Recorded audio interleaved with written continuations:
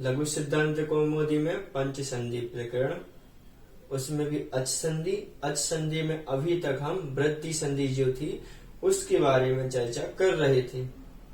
वृद्धि संधि वहां पर समाप्त होती है। वृद्धि संधि के जितने भी नियम थे, अपवाद नियम जो थे, जो वार्तिक आ रहे थे, विकल्प से जो रूप बन रहे थे आदि जितने भी सूत्र थे उनके बारे में चर्चा हो गई थी। अब इस क्लास से हम आगे एक नई संधि का प्रारंभ करेंगे, पर रूप संधि। पर रूप संधि में क्या होगा? पर रूप संधि में जो वर्ण रहेगा पर के समान हो जाएगा। पर अर्थात वाद वाला, रूप अर्थात बराबर हो जाता है, वह कार्य उसके जैसा हो जाता है। संस्कृत में दो बातें आती हैं, जैसे मान के चलिए प्लस है, इस प्लस के बाद में जो चीज रहेगी उसको हम पर कहते हैं, और इस प्लस के जो पहले रहती है उसको हम क्या कहते हैं? पूर्व कहते हैं। इस प्लस के बाद में तो जो रहेगा वह पर है, और यहाँ पर जो रहेगा वह पूर्व है। ये आपको ध्यान में रखना है। पूर्व अर्थात पहले का कार्य होगा, यहाँ पर पूर्व रूप संधि हो जाती है, और जब प्लस के बाद में कार्य होता है तो वहां पर पर रूप संधि हो जाया करती है। तो आज की क्लास से हम पर रूप संधि के बारे में चर्चा करेंगे।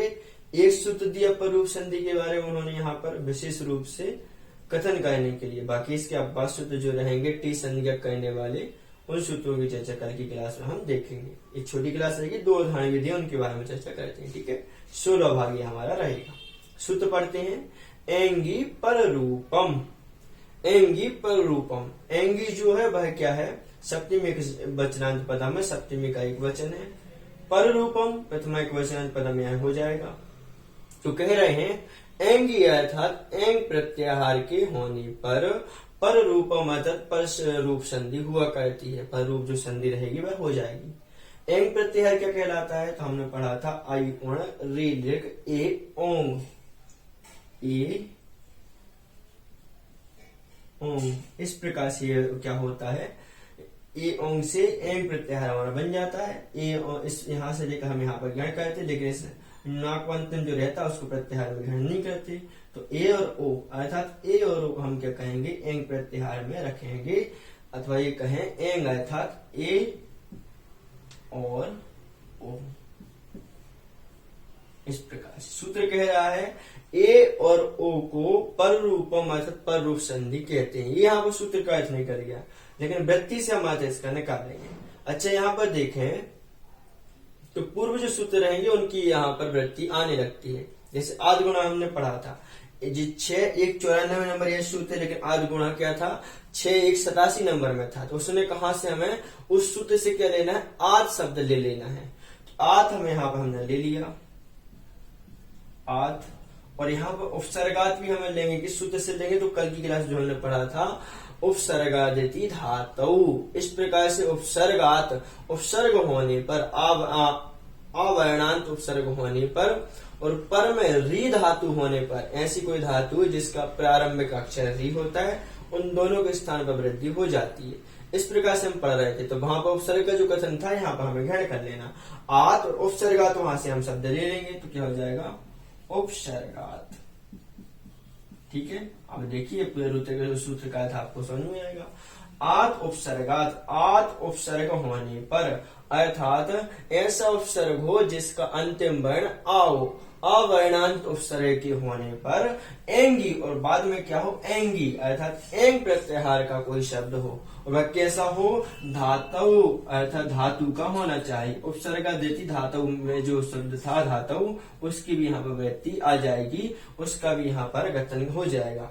तो कह रहे हैं आत उपसर्ग के होने पर, अवर्णांत जो उपसर्ग रहेगा उसको होने पर, और बाद में एंग होने चाहिए धातु के।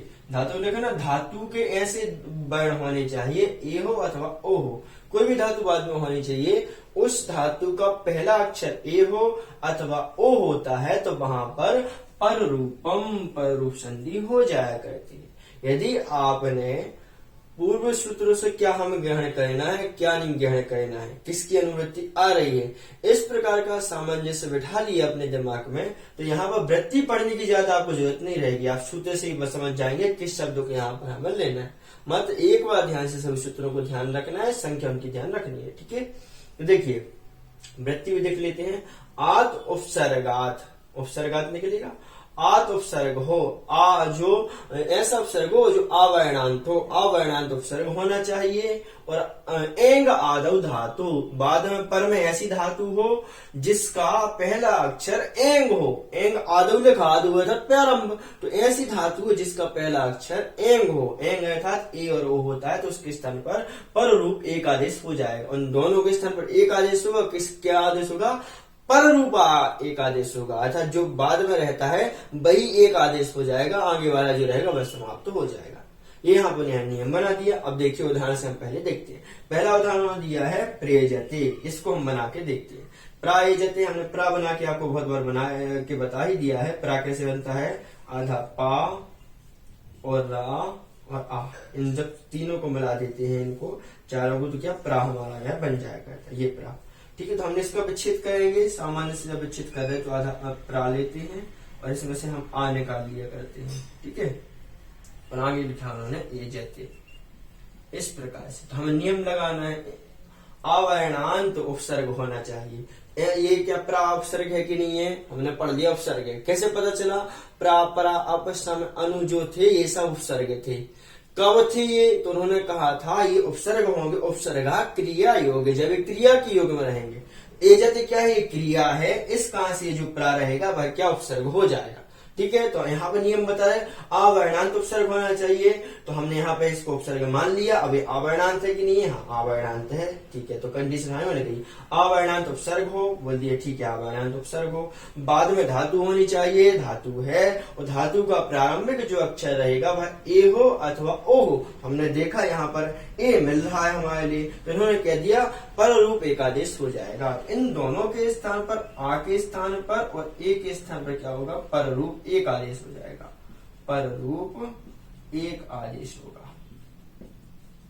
इस प्रकार से पर रूप एक आदेश हो जाएगा। पर रूप एक आदेश का मतलब है ये जो रूप रहेगा यहाँ से गायब हो जाएगा और जो मात्र बाद में लिखा हुआ है वह मात्र हमारे से बच जाएगा। एक आदेश होगा, दोनों के स्थान पर एक बचेगा, तो ये हमने गायब कर दिया, ये हमारा मात्र बचा। तो देखिए हमने लिख लिया पराजयों का त्यों, प्रा क्या था? हलंत था, ये देखो हमने हलंत लगाया है और उन्होंने लिखा ए जति, ए जति जो का त्यों लिख दीजिए भाई, हमने लिख दिया साहब, ये लीजिए। दोनों को हम जब मिला देंगे तो क्या हमारा रूप बन जाएगा? प्रेजते, ये हमारा रूप यहाँ पे बन जाता है। बहुत सामान्य सी बात है, मात्र हमें ये देखना है आवर्ण से अंत होने वाला उपसर्ग होना चाहिए। उपसर्ग होगा, उसके बाद धातु होनी चाहिए, धातु का पहला वर्ण ए हो अथवा ओ हो, तो वहां पर रूप संधि हो जाती है। तो वो सामान्य संधि है। पहले हमने अण संधि जो पढ़ी थी वो बहुत कठिन भाव समझ में आई थी, क्योंकि उन्होंने बहुत सारे सूत्र दे दिए थे। पहली संधि थी इसलिए उन्होंने कॉन्सेप्ट समझाने के लिए भी सूत्र दिए थे, स्थानीय आदि। लेकिन यहाँ पर जब कॉन्सेप्ट समझ में आ गया तो क्लियर बात हमें समझ में आ रही है। ठीक है, एंग बाद में रहेगा तो उसको हमने पर रूप एक आदेश कर लेंगे। ठीक है, इस प्रकार से प्रेजति का अर्थ क्या होता है? अधिक हिलना अथवा कांपना। जो व्यक्ति अधिक हिलता है या कांपता है उसको क्या कहते हैं? प्रेजते। प्रेजते जो रहता है, एजते जो धातु रहती है वह कांपने के अर्थ में होती है, एजते जो रूप बनता है। इस प्रकार से प्रेजति बन जाएगा। ठीक है, अच्छा ये तो क्या एक अवधान हो जाएगा। इन्होंने कहा था ना अवर्णांत जो उपसर्ग रहेगा उसके बाद ए हो अथवा ओ हो, एक अवधान यहाँ पे बता दिया। अब जो ओ का उदाहरण रहेगा उसके बारे में हम चर्चा यहाँ पर करते हैं। देखिए एक ही उदाहरण समझते हैं, क्योंकि संधि जो है बहुत ही सामान्य सिंपल है। उप औषधि इस प्रकार से यहाँ पर लिखा हुआ है।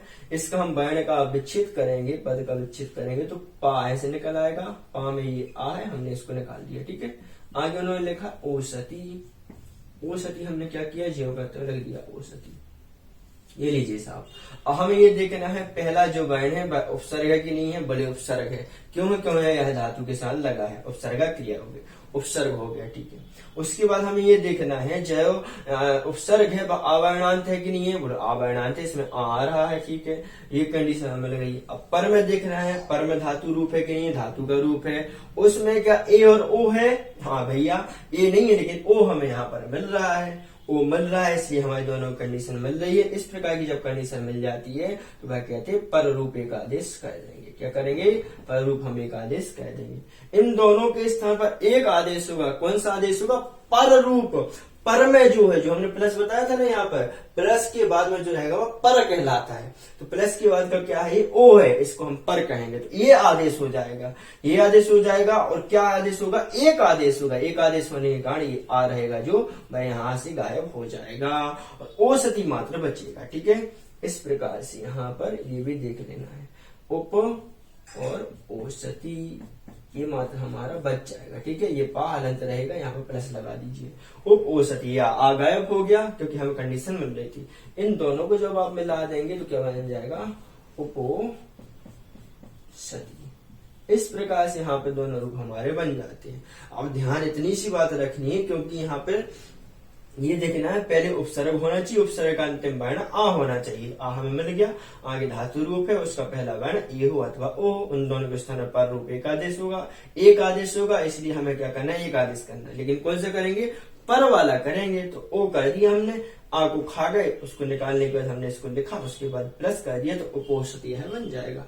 यहाँ ध्यान देने वाली बात एक भी और है कि यहाँ पे गुण की प्राप्ति भी होने लगती है। किसकी प्राप्ति होगी, गुण की। इसलिए क्या है, गुण का जो विधायक सूत्र रहता है, गुण जो संधि रहती है, उसका यहाँ पे संकुचित करने वाला रहता है, उसको निश्चित करने वाला। गुण का या बस सूत्र ऐसा कह सकते हैं। गुण संधि का अपवाद है यह क्या, पररूप संधि, क्योंकि यहाँ पे देख रहे हैं आ वर्ण के बाद ए आ रहा था, तो वहां पे उन्होंने कहा था ना, गुण संधि में आ वर्ण के बाद कोई भी स्वर आता है तो वहां पर हम क्या कहते हैं, गुण संधि कर देते हैं।